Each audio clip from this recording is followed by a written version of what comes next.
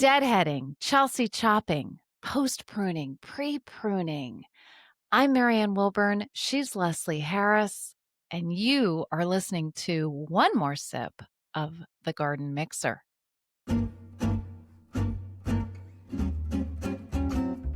So deadheading is the biggest topic. What is deadheading? I don't think anybody listening to this doesn't know what deadheading is, but you might not know exactly why we do it.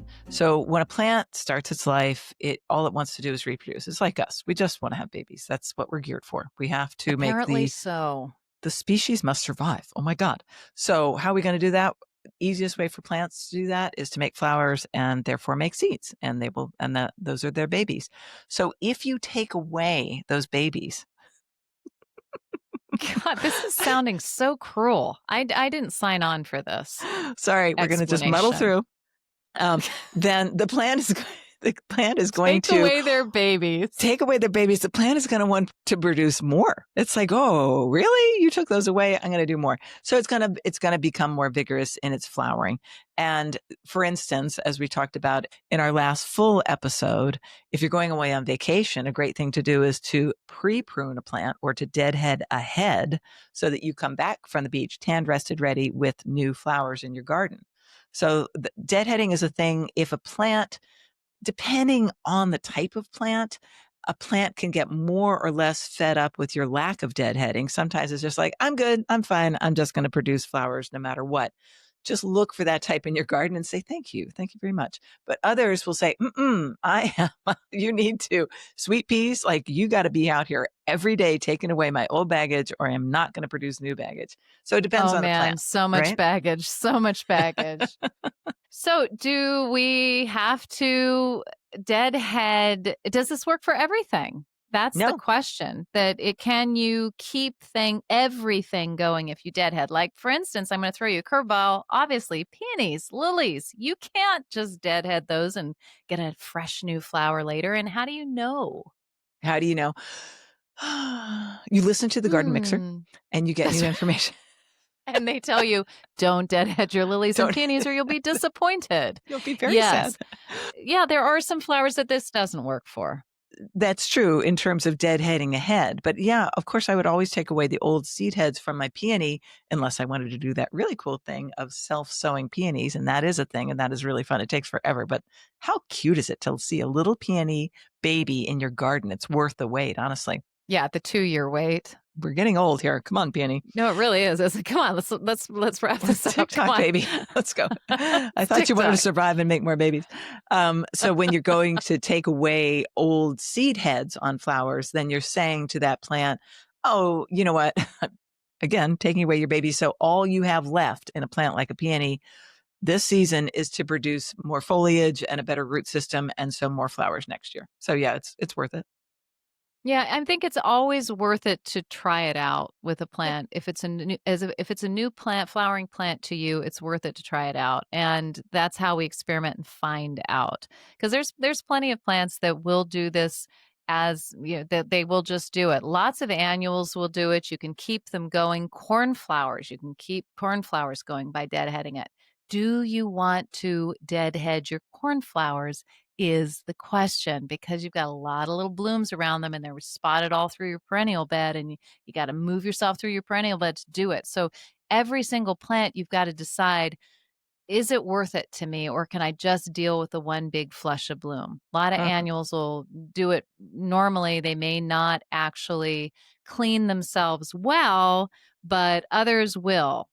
But a lot of the perennials, when it comes to deadheading, I do try and do as much of that as I possibly can. And my very first experience with that was a Shasta daisy. It was Becky. And Great plant. it deadheads so beautifully. And not only are you getting new blooms, it's creating new plants below, those little tiny baby plants that it has on the stems that it does. And it's such a great plant. But you can really keep that plant moving through the season by consistently cutting those blooms off. Now, little caveat. When I first learned this, it was like one of 4 perennials I had in my garden. I have probably, oh God, I don't even know, 1,000 taxa out there right now.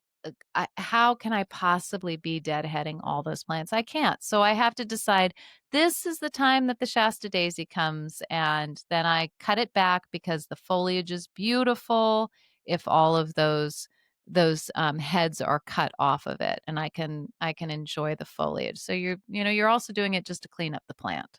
And you're making the decision based on how much it's bothering you, how close to your front door it is, all these things. What about pre-pruning? There are several reasons to pre-prune, one of which is to delay blooming because you're like, oh, I'm going to the beach in August and I'd actually like to see this at the end of August. Another would be if the plant gets floppy. Sedum autumn joy is a perfect example of that. It can get tall, it can flop. If you crop it, it'll look ugly, by the way. Looks nothing The looks worse than a It pre-pruned will. What is sedum it? autumn joy. It's pretty much all of those sedums, and they're no longer sedums. They're Hylocephalum. Am I Yes. remembering that right? Yes, I'm pretty sure you're right. And those are those ones that are in that autumn joy sort of. If you Tall. know that particular sedum type, there's lemon jade, there's chocolate, there's all these different ones. I am growing autumn fire Ooh, this year and last year, and it's a lot smaller, but I'm still stopping it from starting to form those flower heads because I really want it to be more in the autumn that it is blooming, and it's trying to bloom a little bit earlier than I want it. So that's another reason that we quote deadhead or cut back is to just sort of push that bloom into where you want it to be. Gonna be different for every plant. This is gonna be a trial and error sort of a thing. Some things are very clearly laid out that you can get away with it. Some things you gotta figure out for yourself, and as we talked about in, in the last episode, with the aid of Professor Shame, who teaches you you so can't do well. that. That's not gonna work with So this one, well. but Hey, yeah. I've got a fun trick that I used to do in clients' gardens, and I still do it in my own. Have you ever tier pruned something? So Mm. Tier? Yeah. Yeah, so I think that, Tracy Sabato-Oast goes into that in her book. Oh, it's Oh, such a what is that well-known book? It's book. such a great book. Yeah, I've actually got 2 copies of it. Just had the well-groomed New perennial garden or something. Well-Tended Perennial Yeah, Garden. yeah. Well, it's in my other bookcase in It's the yeah, done because there well. are actually more bookcases than this. Um, the Well-Tended Perennial Garden or something like that, Pretty and sure. it's a Yeah. yeah. And so what that would be if you're unfamiliar or if you're illiterate like I am, then you take this big stand of aster, for instance, and you're like, okay, I'm going to prune the front of that really low, and the middle of it I'll prune a little bit, and the top of it I'll either prune very lightly or not prune at all, and therefore the top of it will bloom first, and the middle of it will bloom next, and the bottom of it will bloom last. So it's kind of a cool effect to sort of help along succession blooms, if not planting, in your garden. Yeah, I mean, there's a nuance to it. It's an art form, isn't it? It's not just that easy because it can really look a little wonky as well. You have to play with it. Again, Professor Shame comes in there and you go, "Oh, that didn't work, so I'll try again something different next year."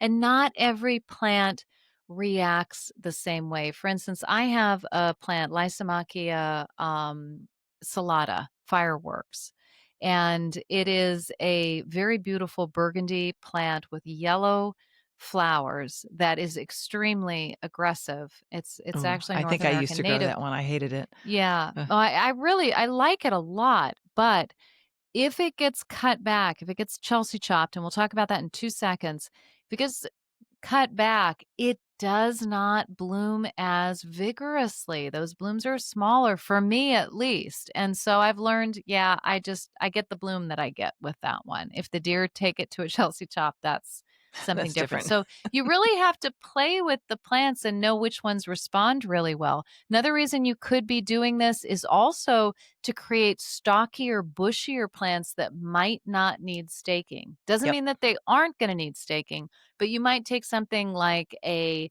5-foot Veronicastrum and be able to bring it down to 3 feet. And by doing that early chopping, that early pre pruning, and then you don't have to stake it. And Yeah. I mean, as long as you don't have like a devastating windstorm like we had 2 nights ago. It's a tool, right? It's a tool in your belt to do it. Now let's talk about Chelsea Chop. What is Chelsea Chop? Why is it called Chelsea Chop? Why is Chelsea involved? Yeah, the Chelsea Flower begins. Show is involved in everything that it can be involved in horticulturally. This is what so imagine you're a competitor or somebody who's going to exhibit at a flower show and you want things to be just so. Those people actually grow very, a variety of the same plant at different stages so that whatever they put for those 5 days in London is going to look perfect. But the other thing that they can do which I've done, is to think ahead.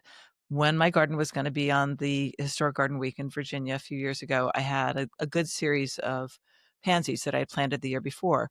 And about 6 weeks out, and I'd sort of experimented with this, that 6 weeks would probably do it. I took all of those down by half. And so they were in containers and somewhere in the ground, and they look like doo doo after I did that to them. And 6 weeks later, when 1,000 people were walking through the garden, they look spectacular.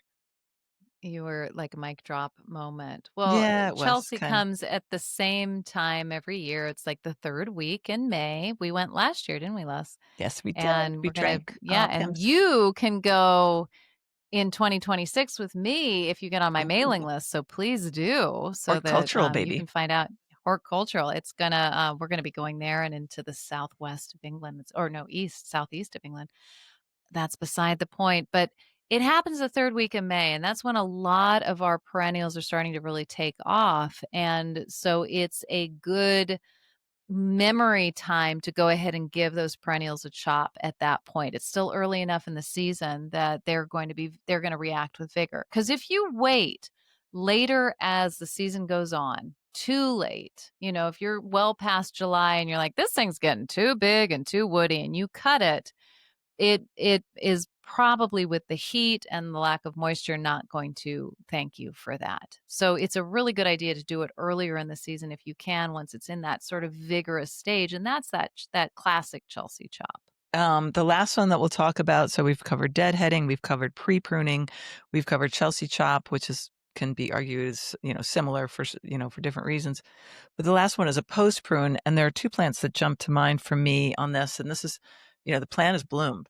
All we're doing is looking to have not something kind of crispy and ugly in the garden. If you want fresh growth in Yeah. your garden, you're like, bring me back to May when everything was bright and Yeah. beautiful and Please crystalline. take And me back. yeah, please take me back because I am baking here in July and August. And you can take the top third of these two particular perennials, and maybe you have some more examples, and just take it away. And what will happen is brand new growth. And my two favorite to do this on are Amsonia hubrichtii, which is the tall Amsonia. I bet any Amsonia would react to that very well, and then the Baptisia, which is the false indigo. So, the bright green, in this case, sort of almost glaucous new growth on this plant that was sort of looking a bit tatty before. And it's just it's so easy. It takes 2 seconds. Throw the bits behind the plant or take it off to your compost pile, and you, in a few weeks, will get new growth. I've never done it with Hubrichtii or Baptisia. Oh, what So have you I done it with think then? I'm Tabernet Montana, Amsonia Tabernet Montana. I do it every year because the alternative is Amsonia with these big seed pods hanging down and looking terrible, but it looks beautiful if it's this sort of big cushion. I just Mhm. have like a week or two of ugliness and then we're back to the races with it. So I do it with that. Would you say maybe that no, it's gotta be after it blooms, right? So after a Yeah. spring I mean, bloomer after it blooms, 'cause I was gonna say you do that with chrysanthemums, but that would be sort of in the Chelsea chop, that's a Chelsea chop um, pre-prune. Yeah. part of Oh, things. I've got two more. I Um, just thought of two more. oh, okay, cool. Astilbe. Mine can look tatty because Astilbe are kinda needy. They need a constant supply of water, Oh, and yeah. that foliage gets crispy, the flowers are long gone. If you just take it all away, you got a hole in your garden, but it's gonna come back fresh, and then another one that will do that is Columbine or the Aquilegia. Yes, that's true, and if you've got leaf miner in your columbine, that's a good way to sort of refresh those leaves because the leaf miners aren't moving as much in the summer, like they were. But there are some plants that's not gonna happen for. If your deer have just ravaged your hosta and you cut those hosta down to the ground and it's later in the season, they're like, "Yeah, I'm outta here. See you next spring." Yeah, they might throw up a So little again, something, but no. with the aid of Professor Shame, figure it out. It's gonna Yeah. say, it might take you a little while. Now, I wanna talk about your technique for doing this, Les, because sometimes it's down to the ground. It's just Mhm. a flat, and what is it? Short back and sides.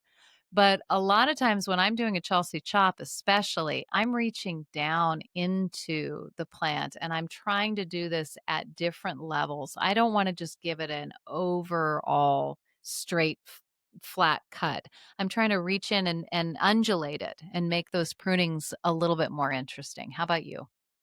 Depends on if I'm going away on vacation. If you listen to our last episode, you can ravage your garden because you don't have to look at those at those terrible things that you did, and by the time you come back, it will begin to look better. So it depends on my schedule, depends on the plant. I would say if I'm in a hurry, I'm grabbing a handful of Baptisia and just yeah, it's just gone, and I'm not worried about it. So it Yeah, does if you were depend. like a public garden, it would be different, right? Oh, If you yes. were if yeah, people are coming through all the time, you don't want it to look like a deer just came through. So And if as a you can come professional down. gardener for my clients, of course, Yeah. I could not do that. It had to be artfully Mm-mm. done, carefully done, unless you knew that they were going away for 2 weeks on vacation, in which case the direction to my crew were like, "Take the top third, don't worry about it." It just depends on the circumstance.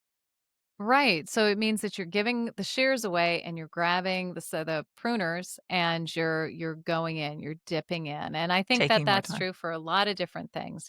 Sometimes it's better to create more texture because you're basically creating texture in your garden when you are moving in and you're cutting here and you're cutting there and you're cutting there, but you're not just going across the top. Yeah. And some plants need that. They need that to look good. And it's been interesting to see how the Chelsea chop this year on the long perennial bed that I have recently created, how it's worked with some plants and how it's worked with others. And yeah, that's I mean, again, this is all experience and that you have to experience for yourself because until you do that, you don't really understand how it works. You can hear it, you can read about it, but until you've sat with that plant for a season and seen how it reacts day to day, you really can't know.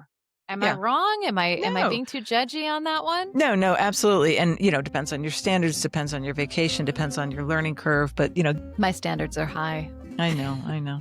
So They're high. too Oh my high. God. You've just been watching a barrel aged edition of One More Sip of the Garden Mixer. These episodes are only available to our One More Sip subscribers on Substack until they have their 1 year birthday. That's why you got to see this. If you'd like to be able to see new versions of One More Sip every other week, we will welcome you into our merry band on Substack. So go there, the Garden Mixer on Substack, and check it out.